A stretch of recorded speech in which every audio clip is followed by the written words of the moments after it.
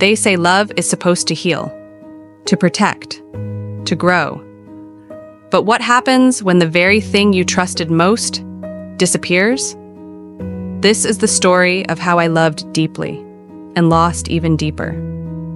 Of how silence taught me the truth louder than words ever could. We met at a bookstore. I was reaching for the same book as him. He smiled, not the kind of smile you forget. He asked me for coffee that same day. I almost said no, but something in his eyes felt safe, familiar, like home. That afternoon turned into evening, and by the time the sun went, he brought flowers just because, left sticky notes on my mirror, "You're my forever." He talked about kids, about where we'd live, what our holidays would look like. I believed him.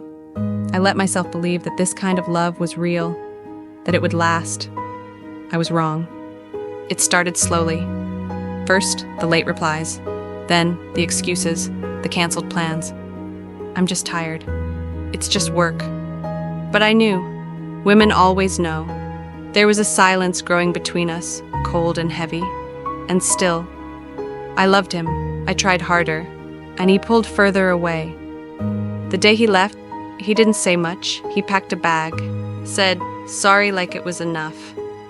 I sat on the floor for hours, holding on to the space he used to fill. The silence screamed louder than any goodbye. Friends said, "You'll be okay." But what do you do when your future walks out the door? You breathe, then cry, then breathe again. Time passed, slowly, painfully. One morning, I looked in the mirror and saw someone new, not broken, not forgotten, just reborn. I started over.